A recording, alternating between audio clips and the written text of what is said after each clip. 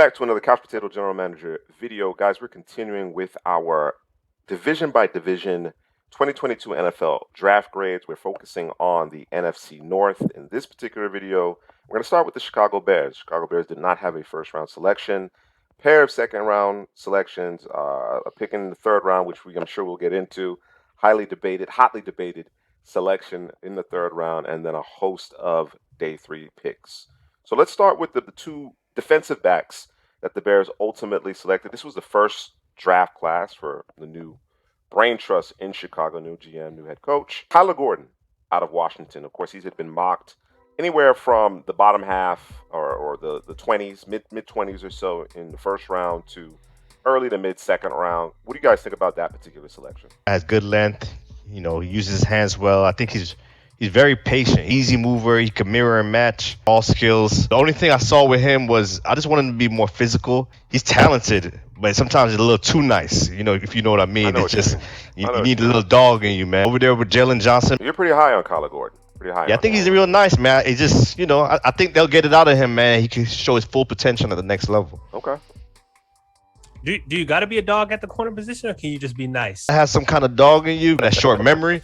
Yeah, Deion was nice. You gotta be extremely. If you nice, you gotta be top layer nice. Okay. You can't be just nice and you know what I'm saying. Your talent ain't Deion talent or eight or above, but you gotta have a little dog in you. Yeah, Gordon is a hip pocket player. He likes to hang out in the hip pocket. Doesn't necessarily want to get physical. He wants to make a play on the football.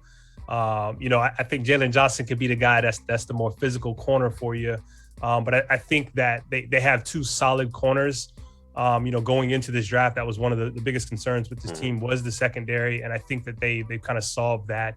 Of the nickel, and they did that in free agency. I know that's with Tavon Young, but also with the other corner position opposite Jalen Johnson. I think the main thing at the nickel position is Young's health, him being able to stay healthy. But Gordon has a lot of talent. You both mentioned it. I agree with you, Heather. I'd like to see a little bit more tenacity, a little bit more physicality. Those types of corners, you described them. I guess on the high end of the nice corners, the young crop of nice corners would be kind of like a Denzel Ward. You know what I mean? But when you're facing some of those more physical, bigger receivers, even though he has the size in Kyler Gordon, are you going to play with the necessary physicality to match up? Because you can hang in the hip pocket, but they're going to put their body between you and the football. You understand what I'm saying? So that's the main thing I'd like to see out of him. And then of course Washington, they played a ton of zone, but you're playing in the Windy City, you're playing for Chicago. The expectations for you going to be able to play with a certain level of edge, a certain physicality and dogged mentality. So we'll ultimately see, but certainly a talented player. Jaquan Brisker kind of got lost in the sauce. Somewhat. He certainly went where I think we anticipated the second round, but with Daxton Hill and Lewis Cine, the rest of the safeties got kind of, took a back seat to those guys, two first-round prospects. Your thoughts on Brisker, and do you feel with the addition of Gordon and Brisker, you're set in terms of your secondary?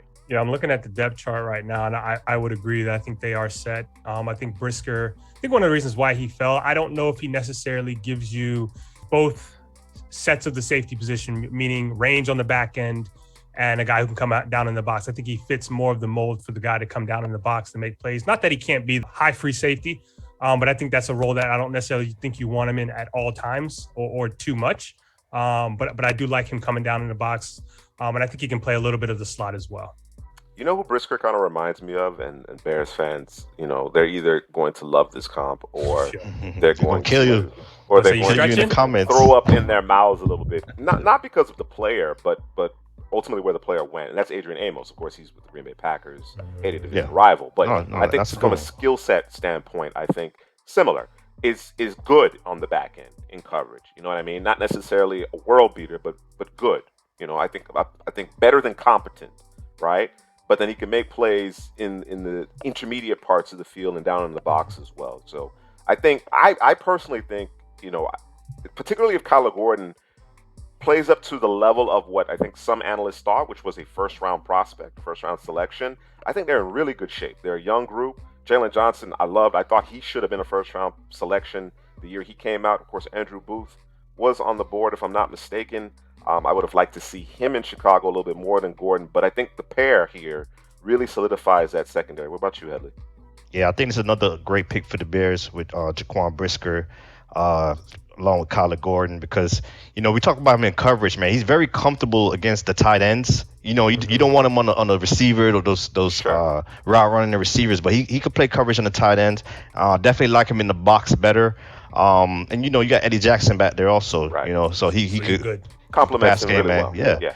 And it's just the Definitely. physicality. I know I talked about Gordon's physicality earlier, but Brisker is totally different, man. It's unmatched. The intensity he comes with. I think he's a very high IQ player. I think he could be a leader of a defense. So, he comes with bad intentions too, and you gotta like that as a Bears fan. Yeah, good tackler as well. Absolutely. You want a tone setter at every level of your defense, and I think Brisker certainly brings that to the Chicago Bears secondary. Their third round pick, I think it was a little bit of a surprise, but not so much for me, man, especially considering the rumblings coming out of Mobile, out of Senior Bowl, of course. Velus Jones had a very impressive combine performance as well. I thought he made himself quite a bit of money during the Senior Bowl. Of course, he was the super senior. He's going to be 25 years old entering his rookie season, and that's Super almost senior? unheard of. It's almost unheard of in terms of the receiver position, running backs, skill positions. You might see that from a quarterback on a rare occasion, an offensive tackle, but generally speaking, you're not seeing a player of that age selected this high at all, for that matter. But certainly in the third round, not a ton of production at the college level. I think some people have him pegged as a gadget player, but I see the skill set that's going to get him on the field and be a fairly integral part of this offense. I think the draft capital in of itself and the skill set which he's developed over time allows him to get on the field a little bit sooner than I think people kind of anticipate. People are concerned about whether or not, how many years of prime football he has, but I think in terms of being able to make an immediate impact on a team that's open for opportunity, if you look at it, top to bottom in terms of the roster depth, as far as pass catchers are concerned, there's certainly opportunity there for him. I'm expecting a pretty solid rookie performance from Velus Jones. I don't hate the pick. What about you guys? Yeah, let me go first with Velus Jones, because I know Drew might be a little bit different, but it's funny that you said the Senior Bowl, because the receiver made his mark in the Senior Bowl and really jumped up boards. And let me tell you what I have in my notes. See if you think of what I'm talking about. Plays with a different level of energy, open field prowess, a menace with a ball in his hands. He's quick twitch, physical player. Just a couple of years ago, we saw Deebo Samuels. I'm not saying he's Deebo Samuels, but I feel like Deebo had a little better route running, more refined. But Sure. but Velus, yeah, he will get the ball in his hands and watch him do work. I wouldn't peg him as a wide receiver one. I still think the Bears is missing that, but I do like Velus Jones along with. Yeah, I'm a poo-poo here. There you go. Yeah, I knew I was coming with it. And I'm not high on Jones. Okay, fair enough. 25 years old, like you said, and age isn't a big thing, but he was in college for 5 years.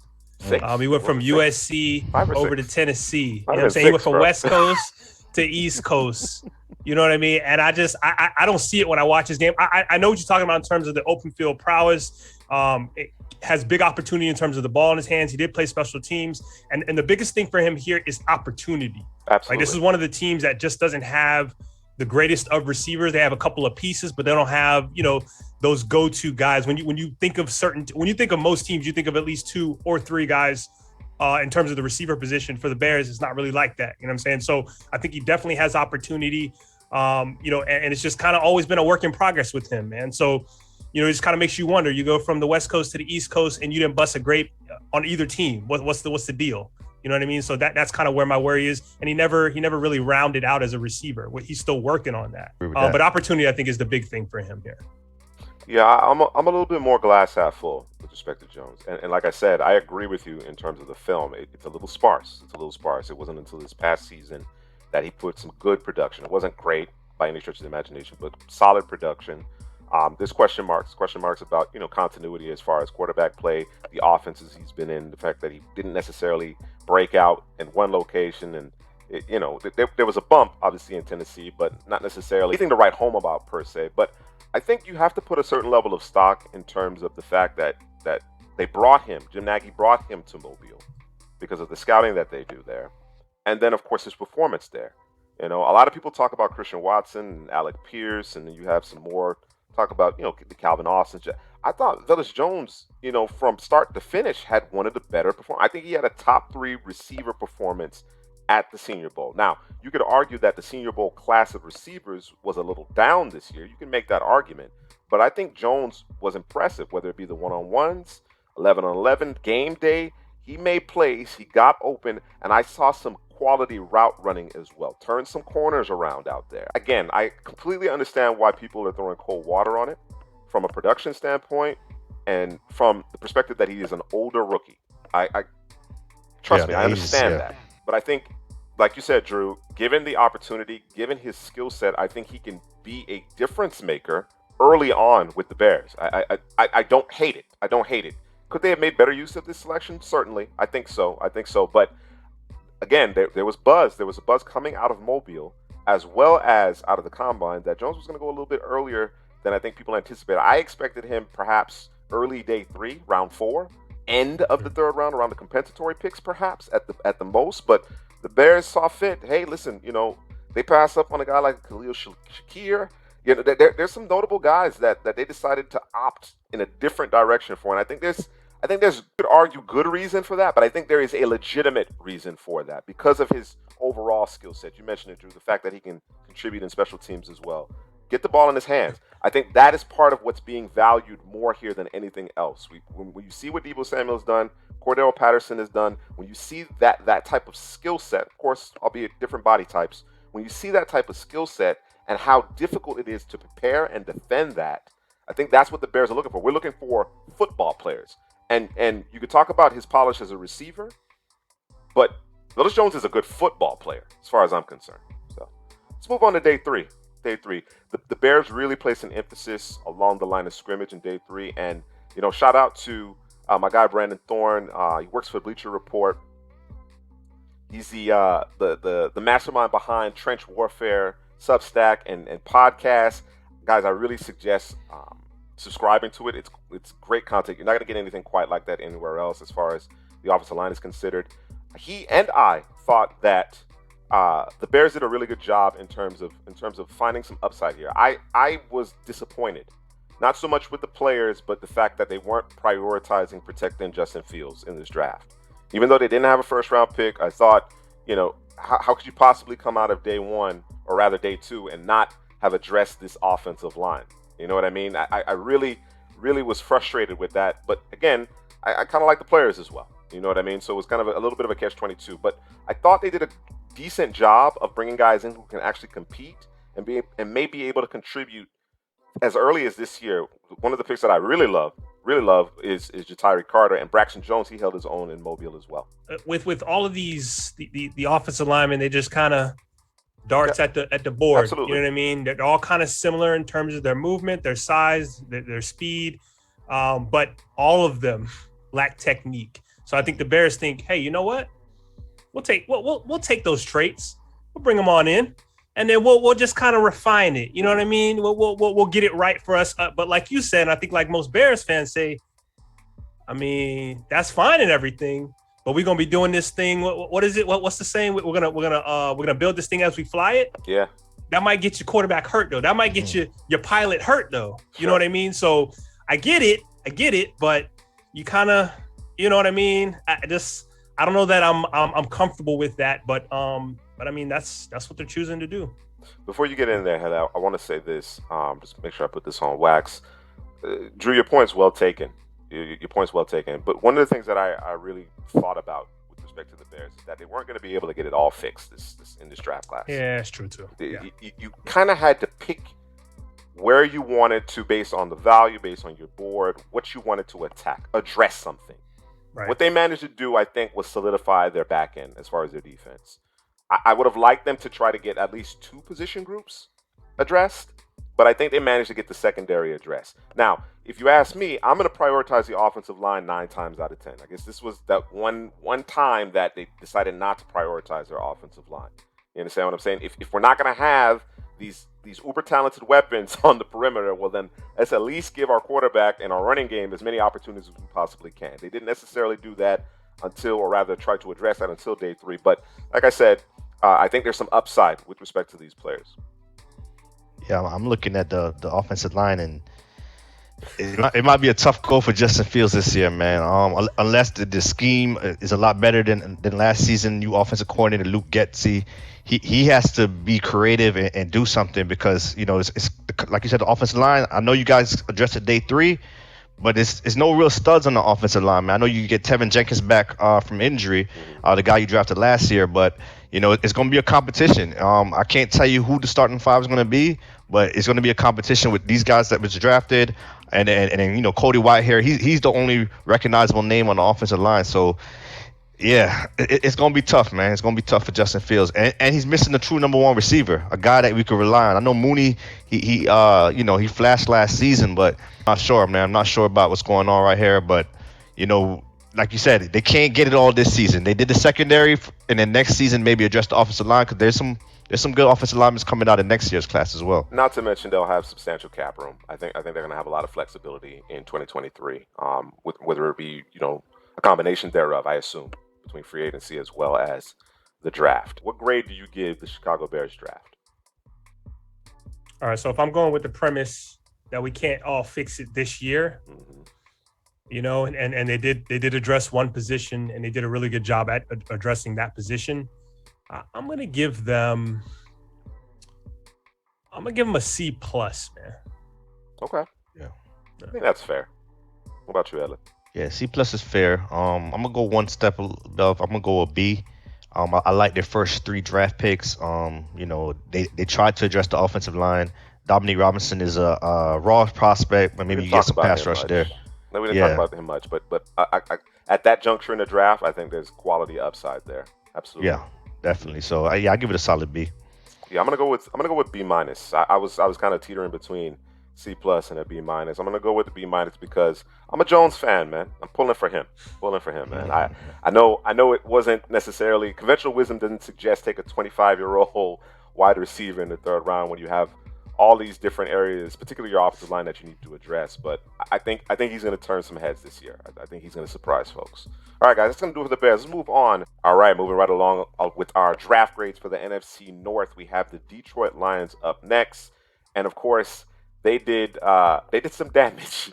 They did some damage on the first day of the draft for sure. Love what Brad Holmes and Dan Campbell have going right now. I have the utmost confidence in. This is just a certain level of optimism surrounding this particular group, man. So let's jump into it. Aiden Hutchinson with the 2nd overall pick. No big surprise there. The trade up to select Jameson Williams. We talked about it in terms of our recap of the first round, day 1 of the 2022 NFL draft. Love the move, love the aggressiveness, and of course what they ultimately gave up and was able to acquire a guy like Jameson Williams who can really be dynamic and kind of change the face of your offense was impressive. They didn't relinquish any of their premium draft capital next year and managed to get, arguably the top receiver in the class. What do you guys think about those first 2 picks? They didn't waste any time picking Aiden Hutchinson. I'm sure he was probably the number 1 player on their board. So to get a stud like that to help the pass rush, that's big. Hometown from Michigan. Mm-hmm. Jameson Williams, I think he has the potential to be the top receiver in this class. I know he had the knee injury, but the talent is there, man. The talent is there. It could go a long way for whichever quarterback, whether it's Jared Goff this year, if you get a quarterback next year, we'll see what Goff can do this year. But, add him to a St. Brown, it's really dynamic. And if you get something out of DJ Shark, man, that's just the cherry on top right there. So, I love the trade up. I love the aggressive nature from them. And those 2 picks to me, pretty much home runs. Yeah, when you can swindle a division rival and jump back into the first round and get the guy that you want. 20 picks. I mean, climbed 20 picks. Didn't cost him a first rounder next year. Right. Excuse me. Not jump back into the first round, but jump up 20 picks from the last pick to the 12th pick and didn't get swindled by it. Didn't pay that extra fare, that extra tax that you should have paid and got, to some people, the best receiver in the draft in Jameson Williams. I mean,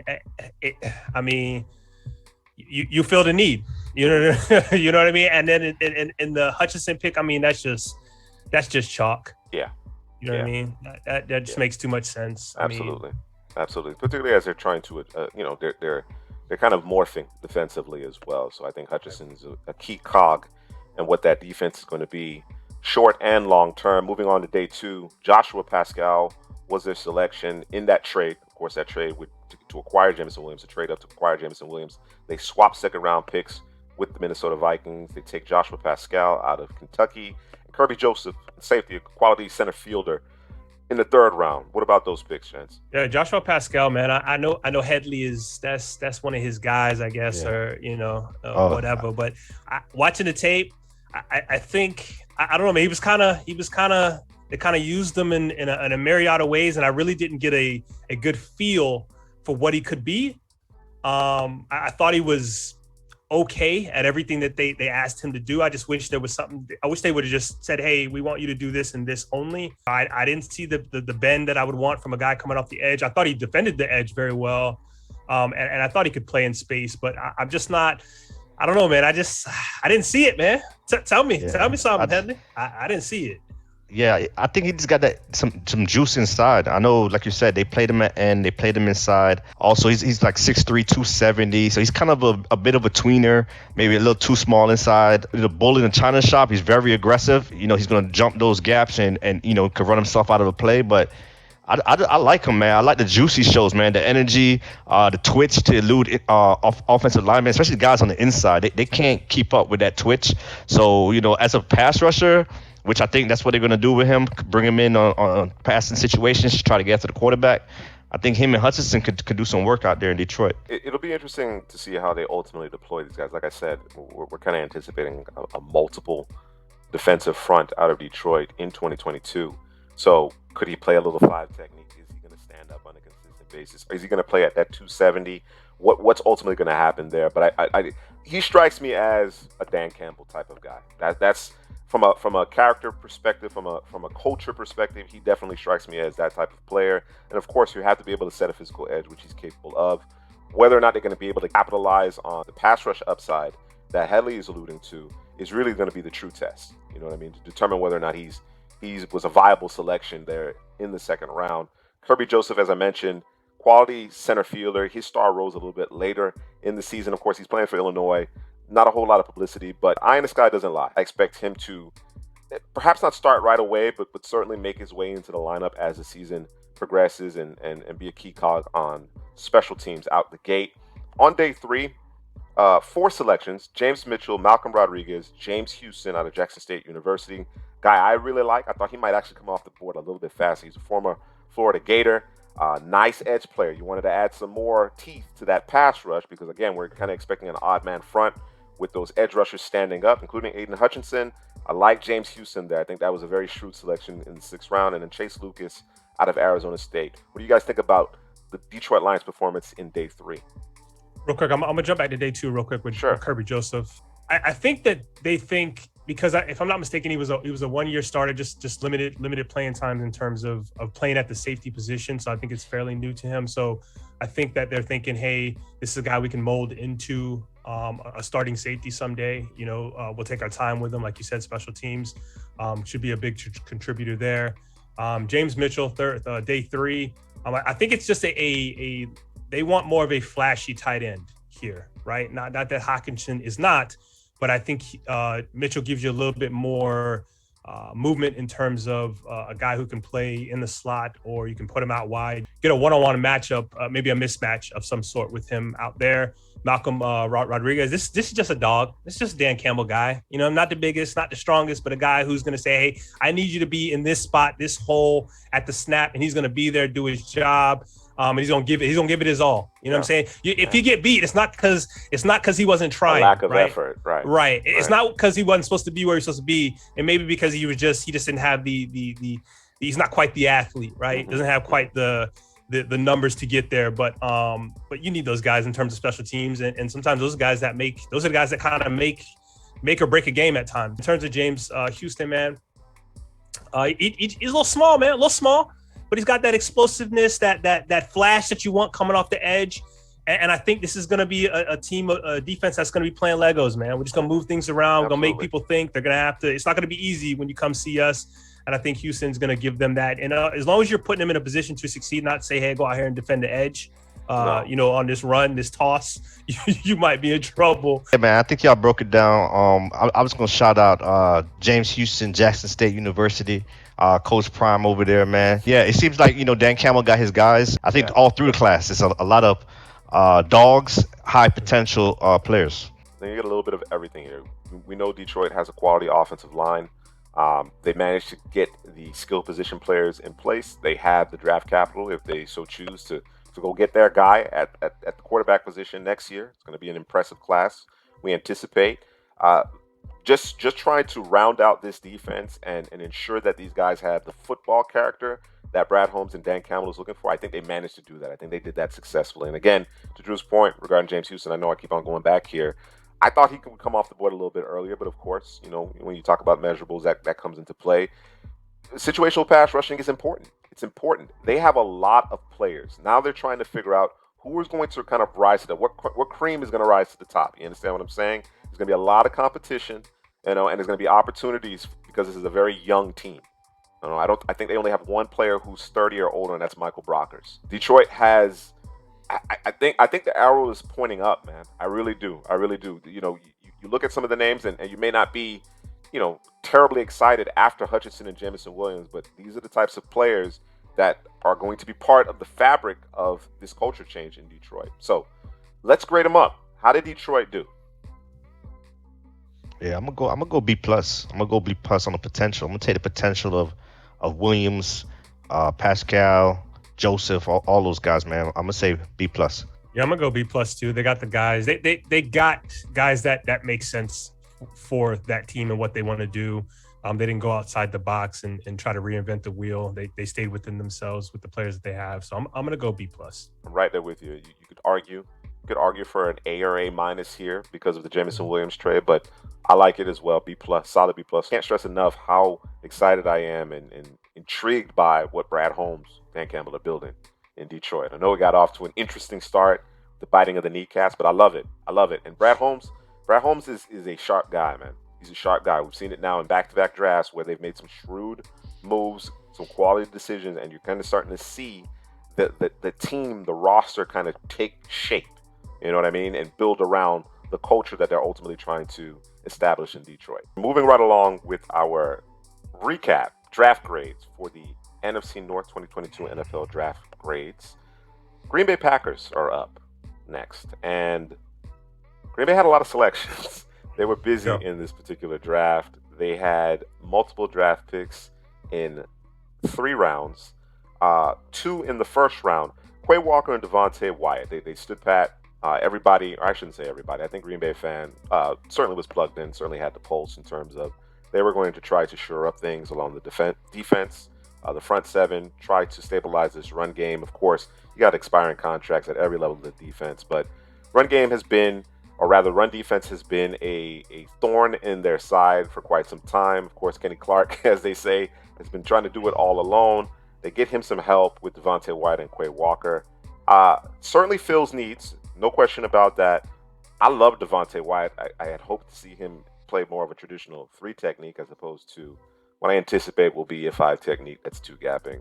I know that's what he did at Georgia, but I'm a little disappointed with respect to that, but certainly a great player.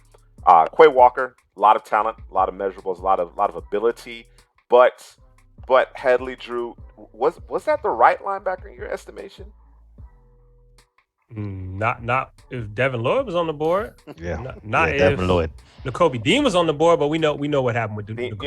So the Dean fall, understandable because medicals. Of the injuries and the medicals, whatever the case may be. Quay Walker was considered, as the pre-draft process went along, a first-round prospect. That's where things were headed. I think when you're talking about the projection at the next level, certainly he you look at his physical traits and you put more stock into that. But yeah, I'm with you guys. I'm a little miffed, not miffed, but I certainly would have been in the Devin Lloyd camp as well. Yeah, it seems like, Green Bay want a certain type of linebacker. Sure. You got Devondre Campbell in the lineup as well. So, he flies around to the football, athletic linebacker. So, Quay Walker is similar. He could fly sideline to sideline. The issue I have with Quay is just the play recognition. Devin Lloyd, Nakobe Dean, those are linebackers that kind of know where the football is going, can shift through traffic and get to the ball carrier. You know, this guy's more downhill, aggressive type linebacker. You kind of want him blitzing, but he does well in pass coverage also. So, you know, I get it from that standpoint. But, you know, Devin Lloyd was more complete all-around player. I know he's not as fast as Walker. I think he ran close to 4.7, but yeah, man, it would be hard for me to pass up Devin Lloyd to draft Quay Walker. Devin Lloyd has better film than Quay Walker. Call it what it is. Yeah. Period. Yeah. But again, it is with less talent. And that's fair too. That's fair too. I think when you look at Devin Lloyd and Quay Walker, you kind of juxtapose the two prospects against one another. Again, you're focused on traits with Quay Walker, and he fits the Green Bay Packers archetype. They have archetype at linebacker. They have one at receiver, which we'll get to here shortly. You know, they're looking for a particular size, speed component, and that's fine. That's what the system dictates. That's what the front office is looking for in position and in their players at specific positions. I just in terms of the film, I think we all agree Devin Lloyd had better film than Quay Walker. Devonte Wyatt, he's a beast, man. I think he's the beast of the class. I know you guys wanted him to more 3 technique because he could get after the quarterback, but you know, he's dominant at 5 also. So I think Green Bay got a hell of a football player with Wyatt. All right. Yeah. Go ahead, Drew. Well, a lot of people were saying maybe George Karlaftis would be the pick, but you know, apparently Wyatt started to drop down the board as red flags started to come out and those things. So, you know, it's a dream scenario for them. It makes sense. I get it. I like the pick as well. I like the fit. Like Headley said, I'd rather see him as a 3 technique, but if he's not playing the 3, then the 5 is fine. Hey man, when you got Rashawn Gary out there too, you know, it's gonna be interesting in terms of that Packer defense, and I think that they actually had that Packer defense actually held that team up this past season for a little while out there. Oh yeah. In terms of keeping they played them really well. in terms of keeping them in the playoff push and all those things. So they just added to those pieces, and like you said earlier, man, they lost a lot of pieces, and I think they did a good job in terms of adding to those lost pieces. Absolutely, and kind of preparing for the eventuality going into next season as well.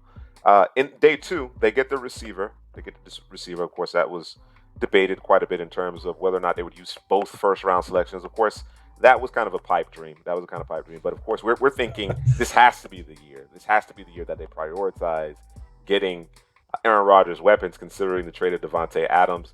Some people have suggested that, you know, Rodgers himself pulled on GM's coattails to ensure that they got a receiver. In round 2, they select Christian Watson from North Dakota State. Drew, I know you're a fan. Tell me about him. Big body, man. It's a fast guy, man. He's a guy who's coming from an offense that ran the football, big play action. You know, he's got some drops, but I think those are just things that he's just trying to get the ball and go, because, you know, it was limited in terms of, you know, man, we run the ball a lot, so I'm trying to make things happen when the ball's in the air. He dominated in FCS. I mean, he was the best receiver as far as I'm concerned, went to the Senior Bowl. And, you know, there was a lot of – he was one of the guys I was kind of keying in on, saying, okay, if you can't do it here, I don't you know what I mean? I want to see you, you know, just show out, man. Show me what you've shown me in the tape. And he did that. He was the best receiver there easily. It's probably why, you know, people were talking about him going in the first round. Obviously, if not first round, top of the second round, which is exactly what happened. And I think that this is, and he fits the as you spoke about it earlier, he fits the size component in terms of what the Packers want from the receiver position. And he's got speed to go with it. Christian Watson, he's electric with the ball in his hands. He can stretch the field, a lot of speed over there. You know, just working on a little bit of refinement in his route running. I know you guys see him on mobile. He said his route running was on point. So, you know, definitely a good sign there. They kind of missed that run on receivers in the first round. Smart. They didn't reach for a receiver in the first round. Drafted Quay Walker and Devonte Wyatt. Came back here with Christian Watson. So wide receiver 1. He's wide receiver 1 now in Green Bay. No choice. Sean Ryan in the 3rd round. Drew, I know you also liked his film quite a bit. Of course, they had a need at guard or tackle, depending on how you're looking at it, with Elgton Jenkins. May not be able to be ready to go at the beginning of the 2022 season. I think Ryan comes in there and kind of stabilizes what you have going on, at least for the interim. And then long term, of course, he could be part of the solution in the interior of that offensive line. You know, as I look at it, these 4 players were all at one point considered potential first-round selections. Some of the national pundits, you know, at one point or another had these 4 players slotted in the first round for mock drafts. So I think I think overall, you could argue whether or not, Devin Lloyd, Quay Walker, but just the battery of the 4 players, I think, is an impressive haul through 2 days of the draft. Your thoughts on Sean Ryan and the fit? Slide him inside, keep him inside. He's going to lock down whoever is in front of him. It was a good pick. He moves very, very well. I think he'll fit this scheme perfectly. It just makes too much sense, man. I was a little surprised that he was available right in round 3, especially with the ability to kick out to tackle. That may not necessarily be his home, but that versatility is a plus, and I think that's something that they covet in Green Bay. That is, yep. Yeah, I agree, man. I think he's a good fit in the system. He's very athletic. He could get to the second level. He's really good in the run game. Green Bay, I know you got Aaron Rodgers. I know he's one of the greatest of all time, but, the run game pretty much leads Green Bay. The defense in the run game. And, that's the engine. So I think he'll definitely be starting pretty soon over there in Green Bay. In day 3, a pair of 4th-round selections. Favorite receiver, bro. Romeo Doubs, receiver from Nevada, and Zach Tom from Wake Forest. I was a little late to the party on Zach Tom. It's a little late to the party on Zach Tom, but I really like the flexibility and his skill set as well. I would argue, well, had it not been for the value that they got with Sean Ryan, I would say the best value pick here would be Zach Tom. Kind of going back and familiarizing myself with him. I was impressed with what I saw from him, and I think he's going to have kind of be in that swing role, but he could beat out Sean Ryan. He could beat out Sean Ryan. I think he's talented enough. Sean Ryan's going to get every opportunity to be the guy, but I think he could beat him out potentially. We'll see. I think they're in a great shape. They're in great shape, all things considered, along their offensive line. Romeo Doubs, straight line speed, can get over the top. We would like to see him stack defensive backs a little bit more consistently. The issue I have with him is his release package. He struggles to get off of press man. Christian Watson is certainly far ahead of him in that regard. Of course, there's been a lot of talks about, well, Doubs could be the guy. That might be the receiver that you want to target out of Green Bay, considering his counting statistics playing in Nevada with Carson Strong, of course. That was a more wide open offense. The Bison of North Dakota State, of course, were a more prototypical run first, play action type of offense. So that skews things a bit. But Doubs certainly can stretch the field. In terms of Zach Tom, real quick, I think he's going to be the new, I want to make sure I say his name right. Elton Jenkins, is that how you say it? Elton? Elginson. See? Don't butcher it. See? Terrible. I think he'll be the new Elton Jenkins for the team. That's it fast. That's it fast, bro. Smash it all together. Bro, I do it at work too. I see the name. I can't say that name, but I'm going to say it fast. And they go with me. They with me, bro. Yeah, I think he'll be the new Jenkins for them in terms of playing any position that's needed. And you're right. There's a chance he could beat out Sean Ryan, but they may not let him beat out Sean Ryan for the simple fact that they want him to be able to play all the positions because he has the capability to do that. And Romeo Doubs, man, listen, I know we was killing him at Mobile Lab, bro. This guy can't get off the line, bro. You got all that speed, and you can't leave the line of scrimmage. And in college, he wasn't getting challenged. You go to the Senior Bowl, you get challenged. It's something that he's going to have to work on. But I think in terms of the speed to get down the field and actually catch the damn football, go up and get the football, I think he has that in spades. But you got to be able to leave the line of scrimmage. NFL's going to challenge you and see if you can do it. And if you can't, I mean, speed don't really matter, right? So it's the same as if you can't catch the football. Yeah, that'll be the difference for Doubs. Yeah. I mean, let's call it what it is. Rodgers is demanding. He's demanding of the receivers, right? And you need to be where you're supposed to be when you're supposed to be there. And being held up at the line of scrimmage throws all that timing off. Yep. I think if you get creative with him, you use short motion, you do use stack releases, deep crossing routes, vertical routes. I think he could be a problem. I think he could be a difference maker. But we've seen guys, whether it be Equanimous St. Brown, MVS, never quite get to the level we kind of anticipated, despite some of their physical tools, because they weren't refined enough. To your point, he catches the football away from the frame of his body on a consistent basis, and he has excellent speed, but he's got to improve his release package there. I think they get great value with Kingsley Enikbare in the 5th round. Tariq Carpenter, Jonathan Ford, Rasheed Walker, a guy that we could have potentially seen day 2, but of course, there were some red flags there in terms of the tape, as well as just his preparation in general. But certainly that's house money if you get anything from Rasheed Walker, because he's a fairly ballyhooed prospect at Penn State. And then Smori Taure from Nebraska, another receiver to that receiver room, to see if they can get a rookie or two to push some of the incumbents there in terms of the veterans. So That's Dubs all over again, bro. Yeah. I mean, they have a type. They have a type. They want big and fast. That's what they want. They want big and fast.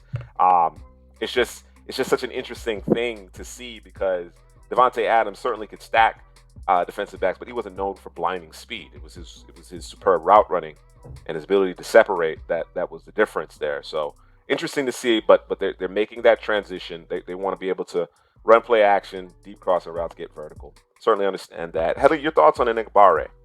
Yeah, Ingram he's an intriguing prospect here in day 3 for the Packers. I think that he has a lot of work to do. You know, he definitely have a lot of improvement to make. He's kind of a little bit of a project, but I think if he adds on more weight, he could handle that 5 technique. He uses his hands really well. I think that's what stood out to me the most about his game, but he's got to get a little stronger. But, you know, he definitely has the tools. You don't like him standing up? He's not instinctive enough for me. I think he's more reactive. He has a lot of work to do as a stand-up pass rusher. You think it's because of how he was used at South Carolina, where they kind of did the linebacker thing / edge thing? It was kind of back and forth. You couldn't really couldn't round out something. You know what I mean? You couldn't let him become a master. Little tweener. The jack of all trades, master of none type of deal. Yeah. Right.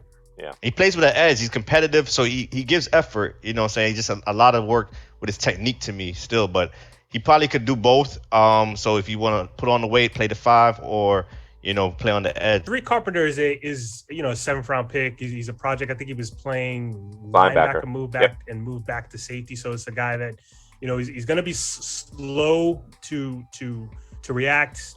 Instincts probably aren't going to be quite on point because he's it's a lot of thinking when you're making that transition now. So I think that they like his traits. Obviously in the 7th round, we're gonna say it all the time. In the 7th round, 6th, 7th round, you're just looking at straight up traits. And Walker's a damn disappointment, man. He was a disappointment, man. I had him as one of the top tackles going into the season, and I knew that the Packers got him. I didn't realize they got him in the 7th round. When I scrolled down, I said, is it a medical? Is it medical? But no, it's even worse than the medical. It's the play. It's the play. The play, and you can't keep your weight on. You can't keep the weight right. Nah, man. Nah, that's definitely a 7th rounder all day long. Easy. Yeah. I just think it's interesting that you make that point or reemphasize that point, is because Green Bay does a good job typically of developing their talent. Yep.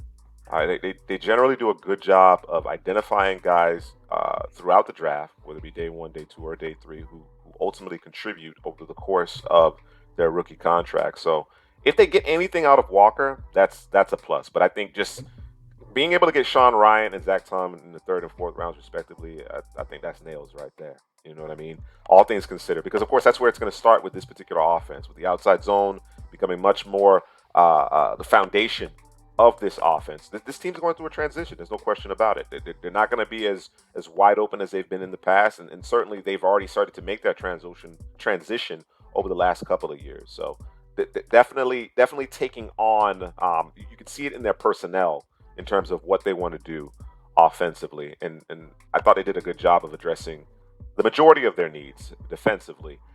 Let's grade them. What grade do you give the Green Bay Packers in the 2022 NFL Draft? I'm going to give them a B, and I really feel like they should have an A, but that Quay Walker, and I know they have a type, I get it, but Devin Lloyd, man, he different, man. Like, you can throw that type stuff out the window with Devin Lloyd. That's how I feel about that. You drop a whole letter grade because you ain't get Devin Lloyd. But all the other picks, I'm ecstatic for all the other picks. Yeah, whole letter grade. Man, listen, okay. If I told you was getting because who was the draft profile they put him up against? Darius Leonard. If I told you was getting Darius Leonard as a Packer fan, you know what I'm saying? Like, what are we talking about? What are we talking about? I get it. I certainly understand it.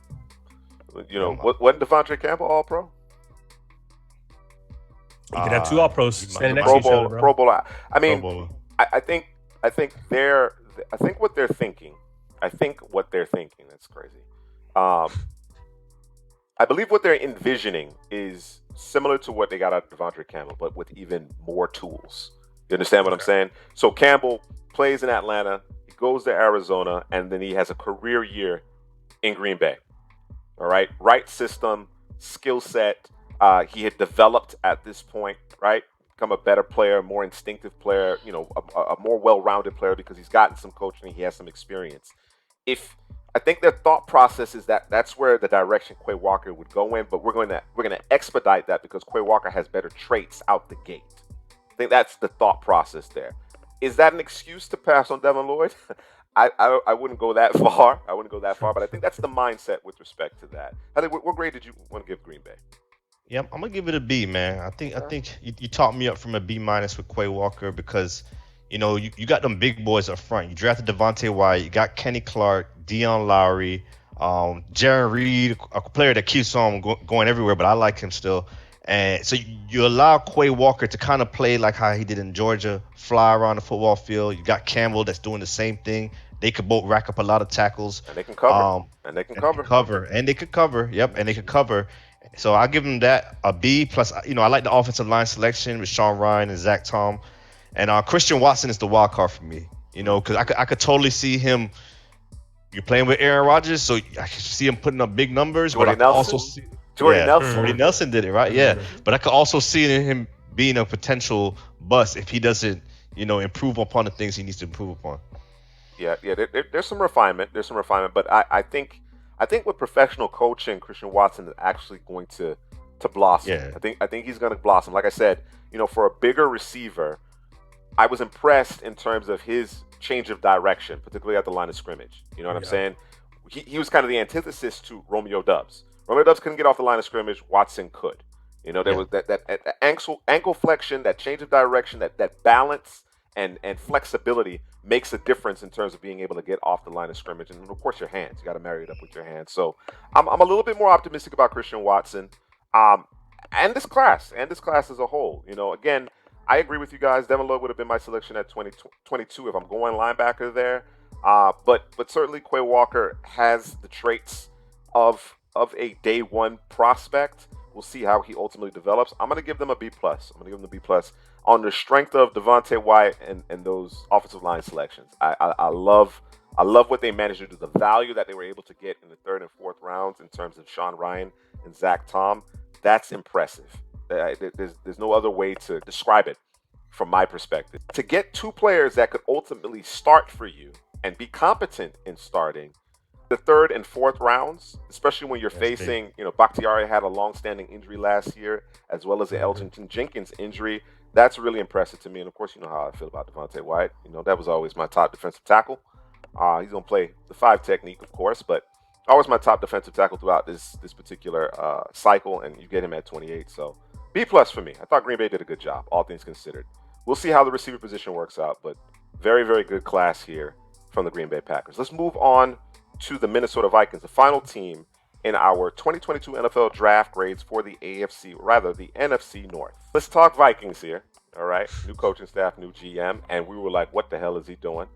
When he traded out of the 12th spot, traded down 20 selections and did not get a 2023 first-round selection. I was scratching my head. That didn't make a whole lot of sense to me. Hindsight being 2020 and looking at it as a whole, you still miss out on the value of being able to get more from a division rival, right? That is the misstep there. But if you told me that they were selecting Andrew Booth 12th overall, I would be fine with that.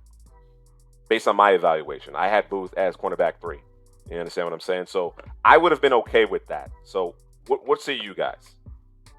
Yeah, I agree. You know, like you said, when they first made the trade, we was like, what? They didn't get an extra first round. They didn't move up 20 spots. Swapped second round picks. Like, with you, division rival. I'm going to need your second round pick, and I'm keeping mine. You know what I'm saying? If I'm not getting that first round pick, you know. And they said the points didn't add up. They lost on the trade when, you know, the points system that the GMs go value, for, the trade value. So they lost on that trade, but they end up with Lewis Cine and Andrew Booth, 2 physical players in your secondary.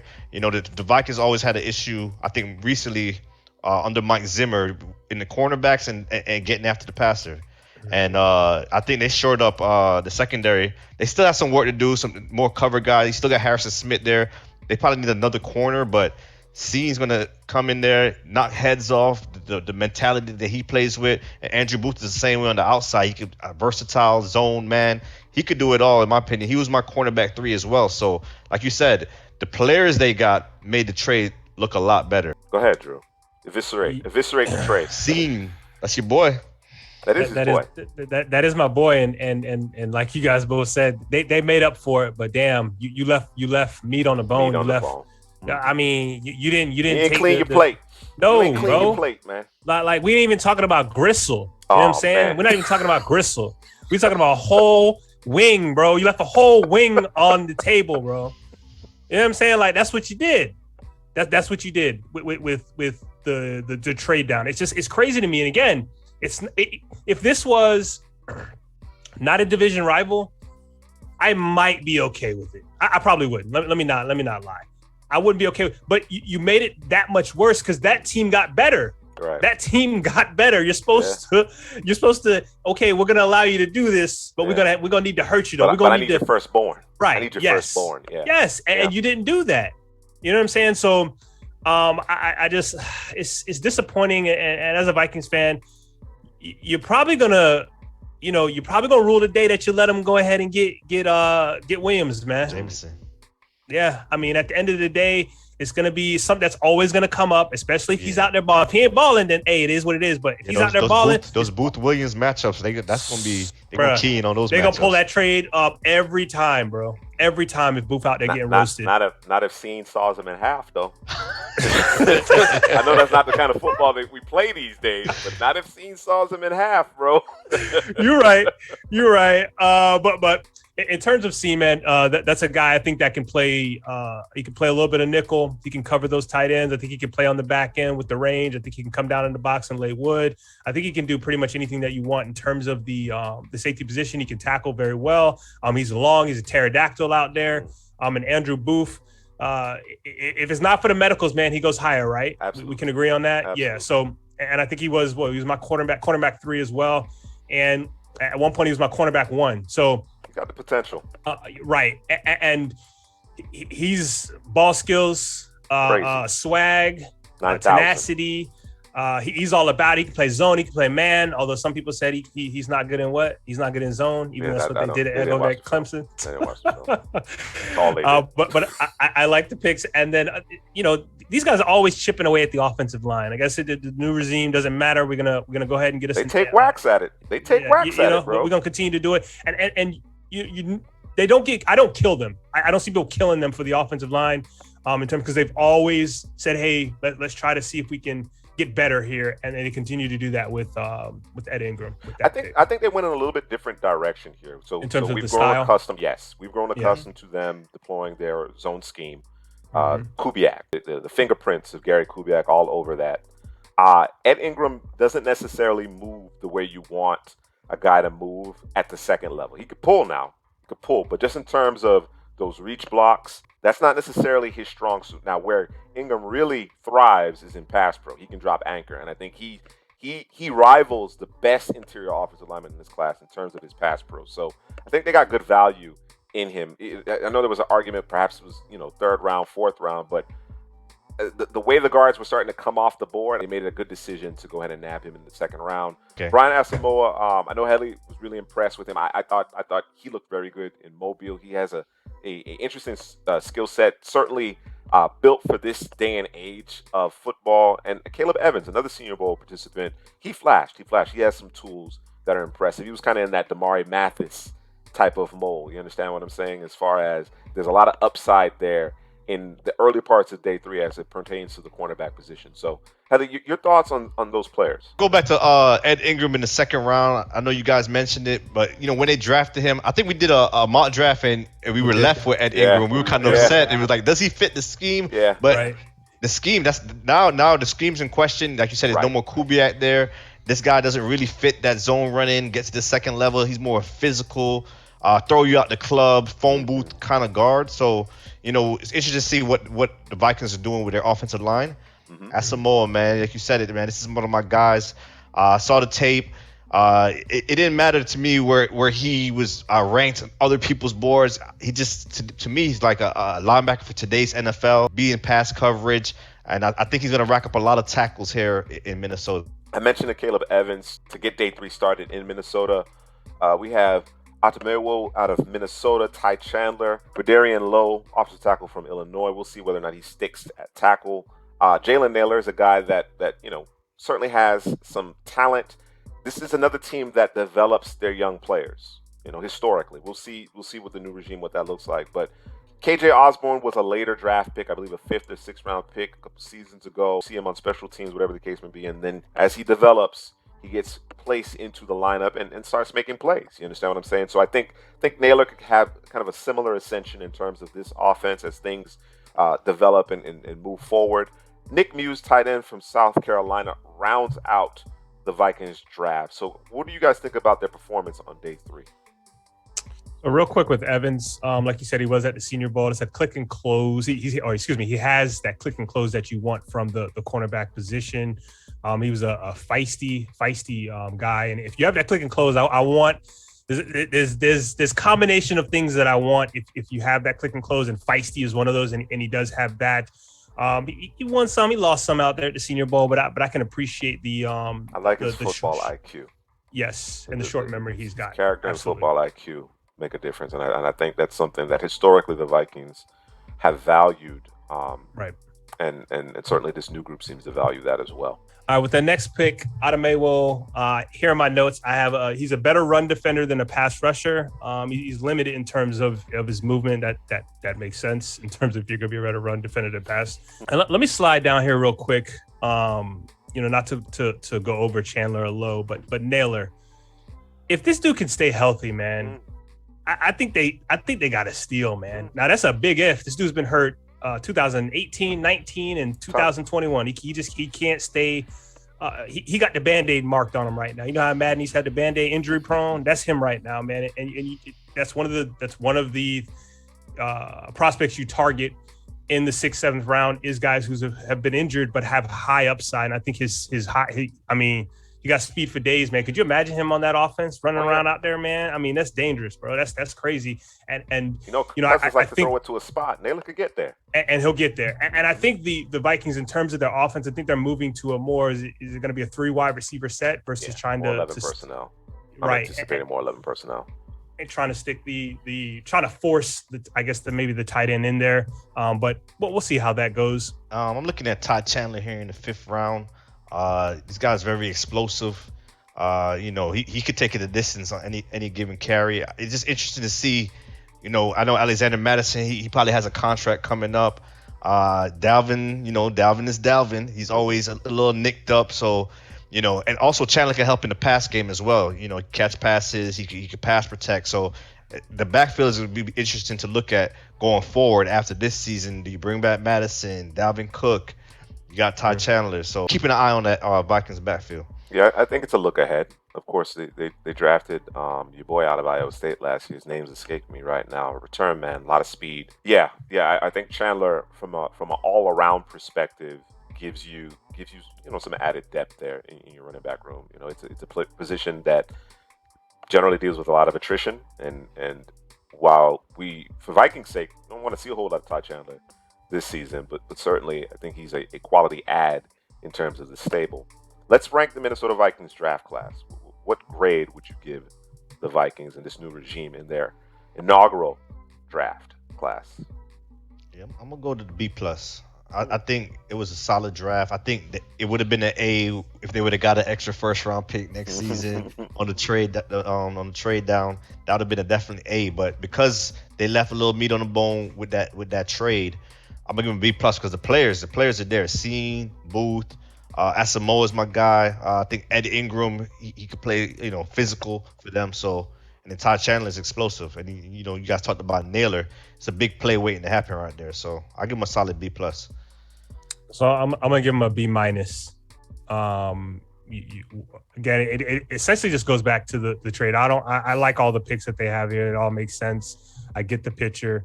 But you traded with the division rival, 1 and 2. You traded with the division rival, which is fine, but you didn't tax them. You let them get off scot-free. So, you walk into the store and you're buying something. It's got tax on it, right? Outside of food, it's got tax on it. It's inflation right now too. Right, and inflation. And you did none of you didn't.